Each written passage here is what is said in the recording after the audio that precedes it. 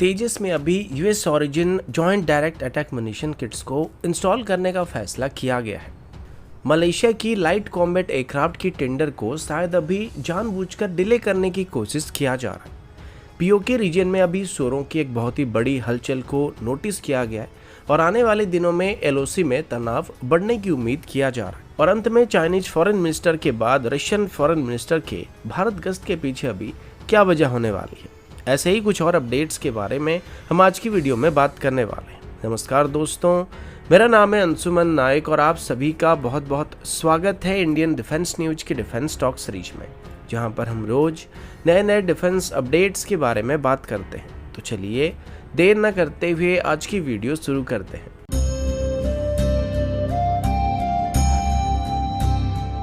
आज की पहली अपडेट तेजस को लेके। एक दिन पहले ही मैंने आप सभी को बताया था कि एचएएल की तरफ से दिए गए रिसेंट स्टेटमेंट के मुताबिक एचएएल की असेंबली लाइन में अभी तेजस की फाइनल यूनिट्स की असेंबली स्टार्ट हो चुका है और अभी बस 2 से 3 ही तेजस की टेस्ट फ्लाइट बाकी है, जिसको कंप्लीट करने के बाद तेजस की पहली बैच में ऑर्डर किए गए सभी 2 स्क्वाड्रन कंप्लीट हो जाएंगे, जिसके बाद इनकी ट्रेनर वेरिएंट को बनाना स्टार्ट किया जाएगा। यानी कि आने वाले 1 से 2 महीनों के अंदर इंडियन एयरफोर्स के पास ऑफिशियली 2 स्क्वाड्रन तेजस मौजूद होने वाले हैं और प्लान के मुताबिक जब 2 स्क्वाड्रन कंप्लीट हो जाएंगे तो उसके बाद तेजस को फ्रंटलाइन एयरबेस में डिप्लॉय करना स्टार्ट कर दिया जाएगा और एक स्क्वाड्रन को उसके बाद वेस्ट साइड में डिप्लॉय करने का प्लान किया गया था, जो कि शायद राजस्थान के साइड में डिप्लॉय किया जाएगा। अब जैसे कि तेजस एक मल्टी रोल एयरक्राफ्ट है, तो इसे बोथ एयर टू एयर और एयर टू ग्राउंड अटैक के लिए या ऑपरेशन के लिए हम लोग इस्तेमाल कर सकते हैं। अभी तेजस में वीवीआर मिसाइल के तौर पर डर्बी मिसाइल को इंटीग्रेट किया गया था, लेकिन इसकी रेंज इतना ज़्यादा अच्छा नहीं था, जिस वजह से अभी इसमें अस्त्र मार्क 1 को भी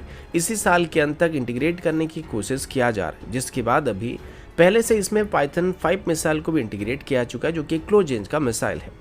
इसके अलावा अभी बताया जा रहा है कि तेजस में अभी एयर टू ग्राउंड अटैक को प्रिसाइज और घातक करने के लिए तेजस में अभी JDAM यानी कि joint direct attack munition kit को भी इंटीग्रेट करने का प्लान किया जा रहा है। JDAM एक यूएस ओरिजिन सिस्टम है जो कि तेजस को लगभग 80 किलोमीटर की दूरी से भी दुश्मन के टारगेट के ऊपर पिन पॉइंट एक्यूरेसी के साथ निशाना लगाने में मदद करने वाला है और तेजस की कंप्लीट फ्लीट को अभी joint direct attack munition kit से इक्विप करने का फैसला किया गया है। अब कुछ ही दिन पहले ही भारत की तरफ से फ्रेंच ओरिजिन हैमर मिसाइल को भी एक्वायर करने की बात की जा रही थी और इसके लिए फ्रांस के साथ एक कॉन्ट्रैक्ट को भी साइन किया गया था, जो कि high precision stand up weapon है। और अभी जॉइंट डायरेक्ट म्यूनिशन किट्स को भी तेजस में इंटीग्रेट करने के बाद ये तेजस की फायर पावर को या स्टैंड अप वेपन को लॉन्च करने की जो प्रिसिशन है उसको काफी हद तक बेहतर करने वाला है।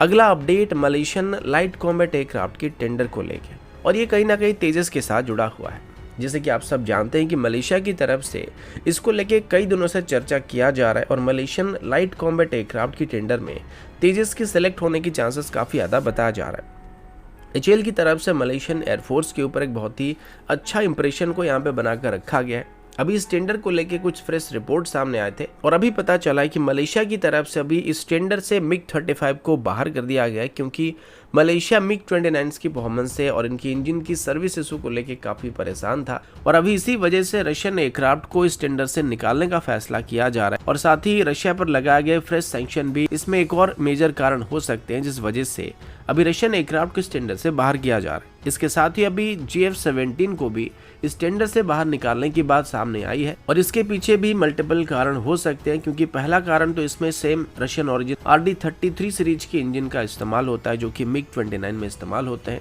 और इनकी सर्विस को लेके मलेशिया पहले से ही परेशान है, जिस वजह से वो सेम इंजन को इस्तेमाल करने वाले एयरक्राफ्ट को खरीदना पसंद नहीं कर रहे। और दूसरा कारण इसमें चाइना की इन्वॉल्वमेंट होने की वजह से मलेशिया इसे खरीदने में ज़्यादा इंटरेस्ट नहीं दिखा रहा। इसी बीच मलेशिया में होने वाली डिफेंस सर्विस एशिया एक्सपो के दौरान भी एचएएल की तरफ से मलेशिया को ऑफर किए गए तेजस की लिफ्ट वेरिएंट को भी वहां पर डिस्प्ले किया गया है और एग्जीबिशन अभी 28 से 31 मार्च तक चलने वाली है और अभी मलेशिया की international trade and exhibition centre में इसको कंडक्ट किया जा रहा है। बताया जा रहा था कि मलेशिया की तरफ से अपनी लाइट कॉम्बैट एयरक्राफ्ट की टेंडर में ज्यादा डिले नहीं किया जाएगा और वो अभी जल्दी से अपनी इस टेंडर में L1 बिल्डर को शॉर्टलिस्ट करने वाले, जिसके बाद लीमा 2023 एक्सपो के दौरान वो ऑफिशियल विनर के साथ अपनी कॉन्ट्रैक्ट को साइन करने वाले। इनिशियली इस कॉन्ट्रैक्ट की विनर को इसी DSA एक्सपो के दौरान ही सिलेक्ट करने का या अनाउंस करने का बात किया गया था, लेकिन शायद अभी एंड मोमेंट में टर्की की तरफ से अपनी हुरजेट को ऑफर करने की वजह से मलेशिया की तरफ से इसको एवेल्यूएट करने के लिए थोड़ा टाइम लिया जा रहा है और अभी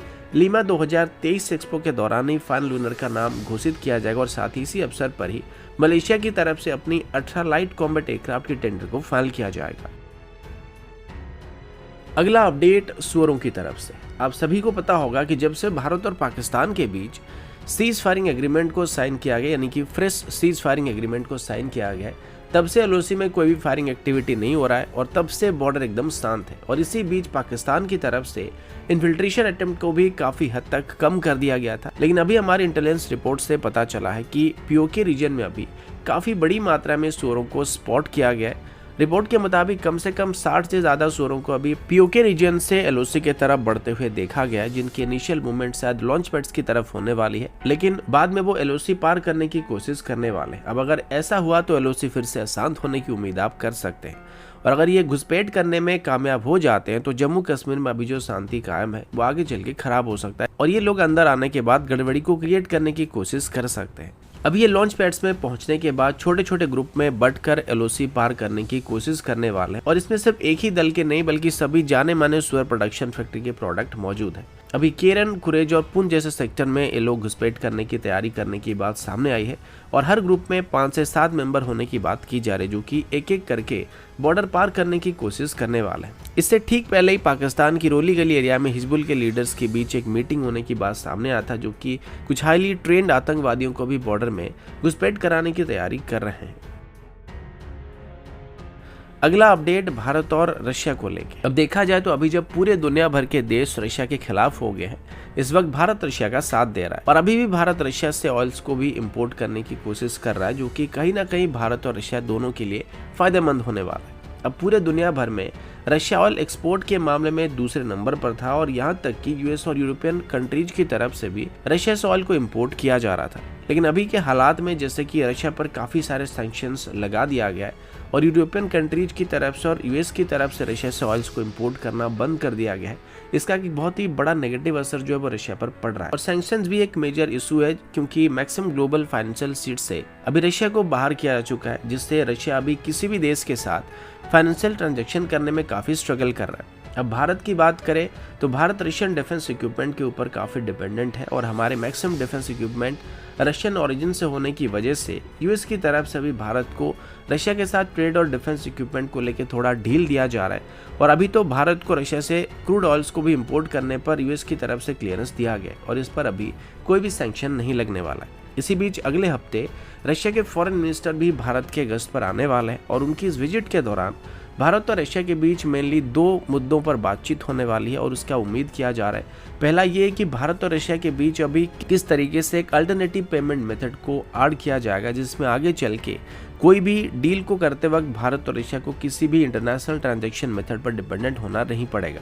और आसानी से भारत और रशिया के बीच एक दूसरे के साथ ट्रेड रिलेशन को किया जा सकेगा। और साथ ही डिफेंस इक्विपमेंट की सर्विस और स्पेयर पार्ट को लेके भी बातचीत किया जाएगा ताकि आगे चल के भारत को टाइम पर इनकी डिलीवरी मिलता रहे और रशिया को भी पेमेंट करने में कोई दिक्कत सामने ना आए। और अभी अगर भारत रशिया से ऑयल को इंपोर्ट करता है तो ये भारत के लिए भी काफ़ी फायदेमंद होने वाला है, क्योंकि ये काफ़ी कम कीमत पर हमको ऑयल मिलने वाला है, क्योंकि ग्लोबल ऑयल मार्केट से क्रूड ऑयल की कीमत अभी काफ़ी बढ़ने वाला है और आप सभी जानते हैं कि हर रोज अभी इसके दाम बढ़ते जा रहे हैं और इसका एक मेजर कारण जो है वो अचानक से रशियन ऑयल सप्लाई चेन को बंद करना था, जिस वजह से बाकी सभी सप्लायर्स के पास अभी अचानक से ऑयल का डिमांड काफ़ी बढ़ गया है और अचानक से प्राइस में इसी वजह से इंक्रीज नोटिस किया जा रहा है। लेकिन अभी अगर हम रशिया से ऑयल को इम्पोर्ट करना स्टार्ट करते हैं तो हमें आगे चल के कम कीमत पर ऑयल मिलने वाला है।